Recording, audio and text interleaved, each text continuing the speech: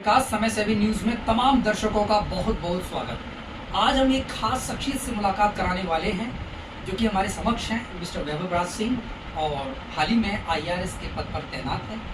जैसा कि आप देख रहे हैं, इनके सितारों की जो चमक है वैसे ही इनके विचारों की चमक है। मैं इस अपने कार्यक्रम में इनके परिवार को बहुत बहुत शुभकामनाएं देता हूं और संपूर्ण देशवासियों को होली की भी शुभकामनाएं। और सबसे बड़ी बात, आज 15 मार्च है, आज मान्यवर काशीराम साहब का भी जन्मदिन है। उसी उपलक्ष्य में आज एक खास शख्सियत से भी मुलाकात करेंगे। तो वैभव राज सिंह जी, आपसे पहला परिचय ये है कि आप अपने परिवार के बारे में थोड़ा बताइएगा मेरे दर्शकों। जैसा कि सर ने बताया, मैं टूंडला का ही निवासी हूँ। मेरे फादर इंडियन रेलवे में है, सुनील कुमार सिंह, और वो अभी ऑफिस ऑपरेटर के पद पर कार्यरत है। मेरी मदर जो हैं वो हाउसवाइफ हैं और उनका स्टडी में काफ़ी बड़ा रोल रहा है मेरे साथ। और मेरा जो ब्रदर है वो अभी लॉ परस्यू कर रहा है नेशनल लॉ यूनिवर्सिटी से। और मेरी जो पढ़ाई हुई है वो IIT कानपुर से हुई है, B.Tech मैकेनिकल इंजीनियरिंग। और ये मेरा सेकंड जॉब है after my private sector job. That's all. अच्छा वैभव राज सिंह जी, थोड़ा सा अब अपने स्ट्रगल के बारे में बताइए। जो आपका जो सफ़र है, उस सफ़र में क्या बाधाएं आई और आपने उन बाधाओं को कैसे मतलब सफल उसका अनावरण किया? तो पहले तो मेरा UPSC की जर्नी में आने का ऐसा कोई मन नहीं था, बट जैसे मैंने प्राइवेट सेक्टर में काम किया और मैं वहाँ पे काफ़ी अच्छा पैकेज अर्न कर रहा था। बट उसके बाद मेरा कोविड टाइम पे चेंज हुआ इसमें ट्रैजेक्टरी। तो मेरा ये वाला सेकंड अटैम्प्ट था जिसमें मेरा सर्विस मिली है मुझे, इंडियन रेवेन्यू सर्विस। तो इस सर्विस के लिए जो मेरा फर्स्ट अटैम्प्ट था उसमें मैं मीन्स नहीं क्लियर कर पाया था बिकॉज ऑफ सम अनसर्टेनिटीज, कुछ फ्लॉज थे, answer writing and all those area. तो मैंने उस एरियाज़ में काम किया, अपने कंटिन्यूस इम्प्रूवमेंट किया डेली अपने आंसर्स में लेके, और मेंटर से फीडबैक लिया।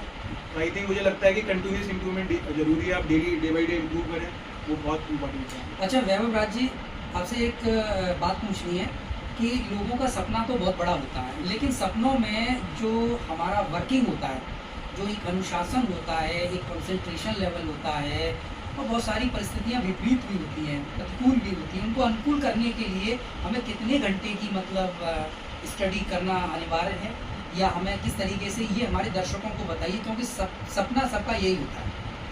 हाँ, जैसा आपने सर सही बोला है कि मार्केट मतलब जैसा हम सुनते हैं मतलब न्यूज़ में हर जगह कि 18-19 घंटे पढ़ना होता है, ऐसा बिल्कुल नहीं है। आपको 10 से 12 घंटे, मैं बोलूँ 8-9 घंटे भी इनफ है अगर आप अच्छे से पढ़ रहे हैं, क्वालिटी स्टडी कर रहे हैं। एक होता है कि आप स्टडी कर रहे हैं, एक होता है क्वालिटी की आप समझ के पढ़ रहे हैं। तो मेरा यही था कि क्वालिटी स्टडी हो, और जो स्टडी आवर्स की बात है 16-17 आवर्स, वो आप एग्ज़ाम टाइम पे पढ़ते हैं। और बाकी जो स्ट्रगल्स, जो इश्यूज़ होते हैं, जैसे आप पढ़ रहे हो, ऐसे बहुत सारे इश्यूज़ होते हैं, फाइनेंशियल इश्यूज़ वगैरह, तो आप मैनेज कर सकते हैं स्मार्टली अगर आप प्लान करते हैं सारी चीज़ें। मैंने ऐसे घर पे पढ़ाई करी तो मुझे बहुत सारे इशूज़ नहीं हुए। घर का फूड था, सारी सपोर्ट थी। बट कुछ लोग दिल्ली आते हैं तो उनके लिए वो हो जाता है कि घर में स्ट्रगल है। तो जो भी आप वे यूज़ कर रहे हैं उसमें स्मार्टली आप काम कर सकते हैं, वो आप। अच्छा वैभव जी, ज़रा एक बात बताइएगा। देखिए, लोगों में थोड़ा वेरिएशन होता है कि कुछ स्टूडेंट ऐसे होते हैं जो हिंदी पैटर्न से पढ़े होते हैं, कुछ ऐसे होते हैं जो ICSE या CBSE इस पैटर्न से पढ़े होते हैं। तो जो लिखने की जो कला है, जो उसकी मतलब क्षमता होती है लिखने की, बहुत से एक्सप्लेनेशन इंग्लिश में लिखते हैं, बहुत से हिंदी में।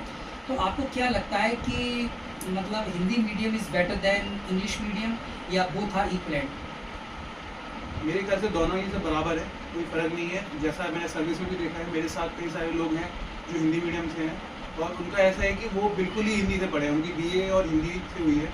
तो ये बहुत गलत परसेप्शन है कि आप हिंदी से पढ़े हैं तो नहीं कर सकते। जी जी। और UPSC पेपर दोनों में देता है, चेकिंग भी दोनों में होती है। और इनफैक्ट मैंने देखा है कि आप हिंदी में लिखते हैं तो ऐसे वगैरह जो पेपर्स होते हैं वहाँ पे आपको नंबर भी ज़्यादा मिलते हैं, क्योंकि आप अच्छे से अपनी कविताएं डाल सकते हैं, बहुत सारी चीज़ों को साइड कर सकते हैं, क्योंकि इंग्लिश में जनरली टिपिकल होता है। तो मुझे लगता है दोनों ही कर सकते हैं, बस आपको राइट गाइडेंस की जरूरत है कि कैसे अप्रोच करना है। अच्छा वैभव राज सिंह जी, एक बात बताइएगा कि अभी जो आपका जो प्लान है वो तो प्लान सक्सेसफुल है, आप दिख रहे हैं, दर्शकों को दिख रहे हैं, लेकिन इससे भी बड़ी कोई नौकरी है क्या? जैसे कि सर आप जानते हैं कि इंडिया में तो UPSC के थ्रू 3-4 नौकरियां होती हैं, IAS, IPS, IRS। ऑलरेडी मैं इंडियन रेवेन्यू सर्विस में हूँ और मुझे लगता है तीनों ही सर्विस बराबर है। इसके अलावा मेरा प्लान है कि मैं आगे अपनी कुछ स्टडीज़ करूँ, PhD वगैरह करूँ, और हमारे इंडिया में कैबिनेट सेक्रेटरी का सबसे बड़ा पद होता है, अच्छा। क्योंकि अभी आई किया जाता है, और ऐसा जरूरी नहीं कि IRS नहीं जा सकते। तो मेरा मन है कि मैं पढ़ाई करके वहाँ तक पहुँच सकूँ और अच्छे से अपनी एक्सपीरियंस का जो यूज़ है, अपने वर्क एक्सपीरियंस का वो यूज़ करूँ।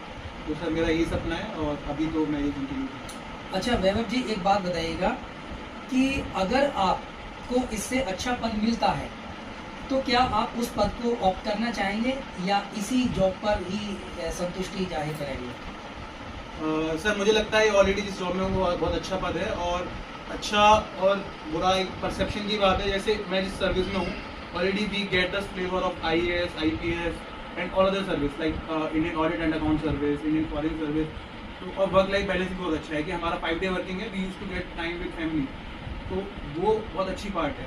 बट वहीं जो IAS की बात है, IAS में आपको इतना टाइम नहीं मिल पाता है। तो वहाँ पे आप जिले के आप काम कर रहे हो, एडमिनिस्ट्रेशन में काम कर रहे हो, बट आपको टाइम नहीं मिलेगा फैमिली के साथ। कुछ ही साल काम करते हैं। यहाँ भी आप एडमिशन में काम कर रहे हैं, नार्कोटिक्स में काम कर रहे हैं, GST में काम कर रहे हैं, सेंट्रल एक्साइज में है, कस्टम्स में है, बट आपको फैमिली टाइम भी है, आप अच्छे से ग्रो भी कर सकते हैं।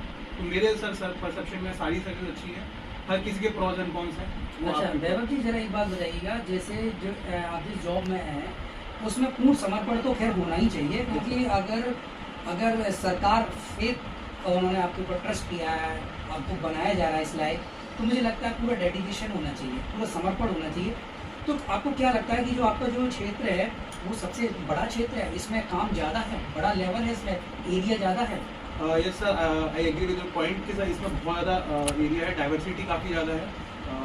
इसमें डाइवर्सिटी के पॉइंट पे जैसे हमारे पास 4 डिपार्टमेंट होते हैं, including narcotics, GST, custom and central excise, और हम फॉरेन पोस्टिंग भी होती है just like IFS, Indian foreign service. तो आपको सारे फ्लेवर्स मिलते हैं। For example when you are posted in narcotics, you work as SP, superintendent of police, और सीनियर सुपरिटेंडेंट ऑफ पुलिस, तो आपको पूरा पुलिस वाला पावर होता है। Even in customs you get police वाली power. But for example when you are posted in custom, GST और in central level for ministry, सचिवालय में जब काम करते हैं तो आपको IAS वाला फील आता है। जब फॉरेन में पोस्टेड है, कस्टम्स में, एम्बेसीज में, then you get the feel of Indian foreign service. तो आपके पास डाइवर्सिटी बहुत है, आप सर्विस में बोर होने के चांसेस कम है। बट वहीं मैं बोलूँ पुलिस सर्विस हो गया सर जैसे, तो पुलिस सर्विस में आपके पास डाइवर्सिटी एरिया कम है, तो यहाँ पे आपको बहुत ऑप्शंस मिलते हैं, स्विच कर सकते हैं, अलग अलग करियर ऑप्शन में जा सकते हैं। तो I definitely think it's a broader service. तो देखिए, ये हमारे वैभव राज सिंह जी हैं, इन्होंने बहुत कुछ बताया। अब मैं इनसे सिर्फ एक ही सवाल पूछूंगा कि वैभव जी, अब आपका एक लास्ट सवाल ये है कि आपके जो सामने जो पीढ़ी है, क्योंकि युवा आपकी हैं और युवा लोगों को आप क्या संदेश देना चाहते हैं जो स्टडी कर रहे हैं और जिनका नंबर नहीं आ पा रहा है, बार बार इंटरव्यू से बैक हो रहे हैं, मेंस में कम नंबर बैठ पा रहे हैं, या बहुत सारी चीज़ें होती हैं, उनके लिए एक ऐसा पॉजिटिव संदेश दीजिए जो उनको ऊर्जा प्रदान कर सके। ओके सर, मेरा पॉइंट तो सिंपल सा ही होगा कि अगर आपको कुछ भी ग्रो करना है, इंप्रूव करना है, तो उसकी जो पहली स्टार्टिंग होती है वो एक्सेप्टिंग द मिस्टेक्स। आप क्या कर रहे हो? जैसे मेरे से जो गलतियां हो रही थी मैंने एक्सेप्ट की कि मेरे से आंसर राइटिंग नहीं अच्छी हो रही है, मुझे नहीं आ रहा, even though I was getting good mark. तो आपको पहले एक्सेप्ट करना होता है। मैंने जो देखा है जनरली जो प्रिपेयर कर रहे हैं, मीन्स प्री कर रहे हैं, उनको लगता है मैं 1 नंबर से रह गया, 2 नंबर से रह गया। पर आपको ये नहीं देखना है कि आप 1 नंबर 2 नंबर से रह गए। आप टॉपर से मार्जिन लेके देखो, आप टॉपर से कंपेयर करेंगे तो आपको लगेगा आप 40-50 नंबर से रह गए। मीन्स में भी सेमली आप देखोगे तो बहुत नंबर से रह गए। तो आपको पहले एक्सेप्ट करना पड़ेगा कि मेरी गलतियां हो रही हैं, मैं किस एरिया में गलती कर रहा हूँ, वो आइडेंटिफाई करके फिर आप उस पर इंप्रूव करेंगे।